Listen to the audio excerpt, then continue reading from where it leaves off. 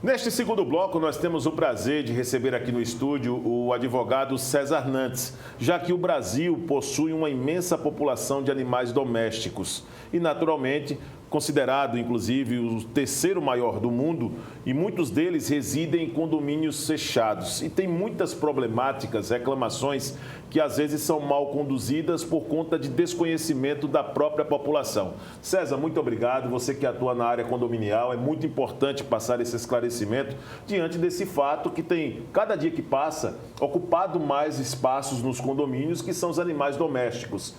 Vamos falar um pouquinho para o nosso telespectador na manhã desta segunda-feira e desejando para ti também uma ótima semana, como as pessoas elas precisam tomar conhecimento antes de sair tomando conclusões ou arrumando alternativas para determinados imbróglios nesse sentido. Bom dia. Bom dia. Exatamente como você falou, o Brasil é o terceiro país em número de pets.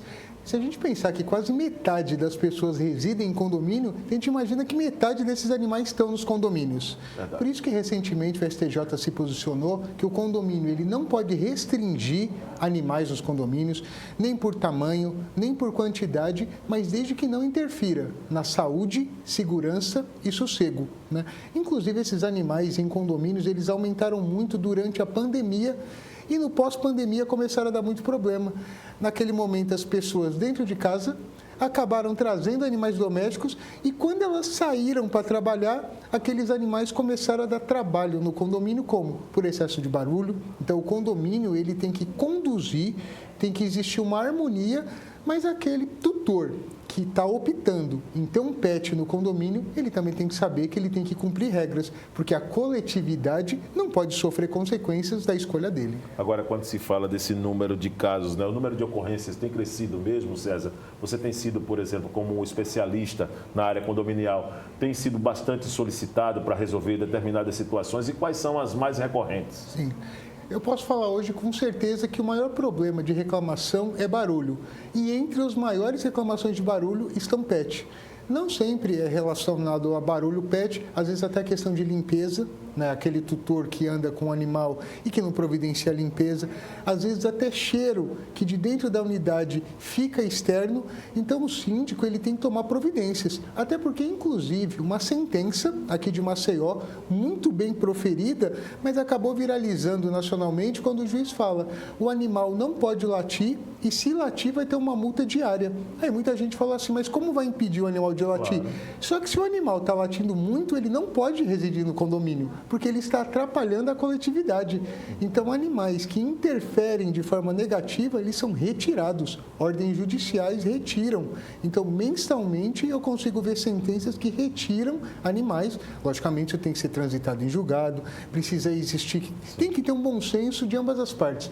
Bom senso do tutor, bom senso do condomínio, bom senso daquele apartamento que às vezes escuta um barulho. Ele tem que saber que quando você mora em condomínio, algum barulho ou outro você vai escutar. Eu sempre falo que aquele condomínio ele não pode ser tolerância zero. Aquele condomínio tolerância zero, ele não pode morar em condomínio. Mas ele também não pode ficar sendo o tempo todo, né?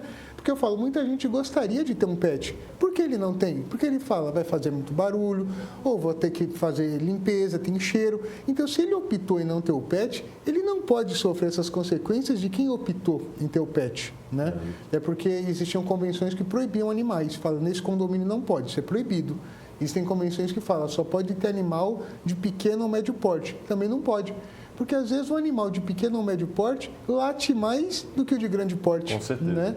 E o condomínio também não pode falar, olha, só pode ter um animal por apartamento. Não, mas o condomínio pode exigir regras e pode exigir realmente que não seja interferido saúde, segurança e sossego, até exigindo para garantir isso carteira de vacinação, para comprovar que a saúde não está sendo interferida. Agora, César, como um condômino ele pode, numa situação como essa, evitar um conflito com o tutor diante de uma situação que pode simplesmente ser caracterizada por uma quebra de regimento? Exemplo, em meu condomínio não se pode andar com pet se dentro dos elevadores com ele solto, tem que Sim. colocar ele no braço, numa situação como essa. Mas de repente está ali, o condomínio não concorda com essa situação, é conhecedor do regimento e quer tomar as dores e resolver a situação.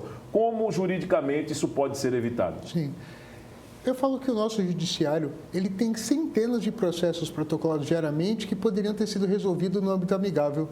Muitas vezes as pessoas não esgotam os caminhos amigáveis. Precisa ter bom senso. Muitas vezes uma conversa resolveria, né? Cada dia as pessoas conversam menos, né? Essa nossa tecnologia faz com que as pessoas não saibam mais conversar. O olho no olho quase não existe mais, né? O tutor, ele tem que procurar o síndico e o síndico tem que procurar o tutor e aquele condômino que está sendo interferido também pode procurar. Fala, olha, eu estou sendo incomodado, muitas vezes o tutor não sabe. Como eu te falei, eu vejo vários casos que o cão, por exemplo, ele fica latindo durante o dia quando ele está sozinho. Então, o tutor ele precisa saber disso, né? Ele precisa entender que isso está ocorrendo. Por não estar em casa, muitas vezes ele acha que o animal ele está ali super tranquilo, não sabe que ele está latindo, né? Às vezes eu vejo que tem condômino que deixa ele preso na varanda e o cachorro late o dia inteiro porque não está acostumado. Porque quando o dono chega e solta e abre a varanda, o cachorro fica dócil de novo, para de latir. Sim. Porque o fato gerador do latido é estar preso na varanda. Então, tudo isso precisa ser negociado porque aquele tutor optou em ter um pet. Ele fala, vou deixar preso na varanda porque eu não quero sujeira. Só que aí ele acaba interferindo que a coletividade inteira escuta os latidos do cão. Por isso que precisa ter um bom senso, né? Precisa ter essa parcialidade e precisa existir. O síndico, ele tem poderes administrativos. Ele só pode advertir, multar. Fora isso, é só o Poder Judiciário que pode resolver. Então, às vezes, o condômino está se sentindo prejudicado, pode acionar. O tutor do pet também pode acionar, alegando, né, que está sendo indevidamente sofrendo penalidades. E aquele que também está sofrendo com o barulho pelo direito de vizinhança, ele pode também. É porque eu vejo que realmente falta bom senso, às vezes, de ambas as partes, né?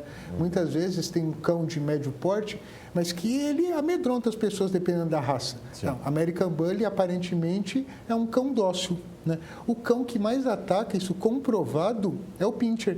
Só que o potencial dele de machucar é muito pequeno, porque ele é um cão frágil, é um cão pequeno, né? Então, existe inclusive um projeto de lei aqui do estado de Alagoas que determina, dependendo da raça, que obrigatoriamente ande com focinheira, dependendo da raça, né? Porque, por exemplo, uma criança às vezes pode ver um cão daquele, fica apavorado. O dono sabe que não ataca, mas quem está na coletividade não sabe. Então, eu falo, tem que ter bom senso de todo mundo no condomínio. Agora, César, uma pergunta que para mim é a mais importante dessa sua participação aqui, como um especialista que você é. Falando das questões da preparação, como tem sido também a preparação das administradoras de condomínio para conduzir situações como essa? Tem administradoras que já oferecem, por exemplo, algum serviço adicional, diante da ausência do tutor no dia a dia por conta do trabalho, para poder cuidar daquele pet? Como é que tem sido essa preparação e você tem acompanhado esse processo? Sim. Hoje em dia, novos condomínios, ou até condomínios que não são tão novos, estão criando espaço pet, porque o condomínio ele pode determinar, olha, o cão não anda pela área comum, mas ele só pode transitar até a rua. Mas existem condomínios que criam espaços já para esses pets. Alguns condomínios, até com patrocínios de empresa, colocam aquelas lixeiras que você já pega o saquinho na hora, que vai facilitar para aquele tutor, que tem obrigação, obrigatoriamente, de sair com o seu saquinho.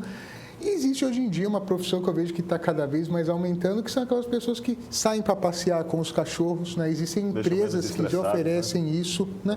Porque como está aumentando esse mercado pet, ele está cada vez mais rentável, né? Muita gente fala hoje em dia, está diminuindo o número de crianças e aumentando o número de pets, né? Então, assim, esse mercado também está e tem que evoluir, porque a gente já está falando, olha, quantos milhões de pets existem dentro dos condomínios. Então, as regras precisam existir e essa tecnologia, esses serviços que são oferecidos, eles também estão aumentando para conseguir conciliar de forma harmônica, né, a convivência desses pets com os condôminos. Nós estamos recebendo aqui no estúdio César Nantes, ele que é responsável também, né, atua na área de direito condominial e vem falando aqui através da sua competência pela Nantes Associados, né, que acaba sendo uma empresa também bastante respeitada aqui no estado de Alagoas. César, gostaria que você aproveitasse o espaço, já te agradecendo pela presença, mandasse um recado também para os nossos telespectadores que convivem com essa situação que nós colocamos aqui como tema em sua participação hoje no TV Mar News. Muito obrigado pela presença. Eu agradeço.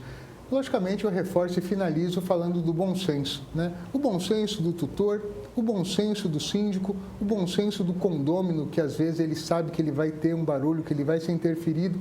Então, o bom senso. A harmonia entre os pets, os condôminos, os moradores é muito importante. Quem mora em condomínio sabe que ele tem o ônus e o bônus. O bônus é dividir a segurança, é dividir a área de lazer, mas o ônus é que você tem que cumprir regras e que muitas vezes as regras elas vão, se você não cumprir, você vai ser penalizado.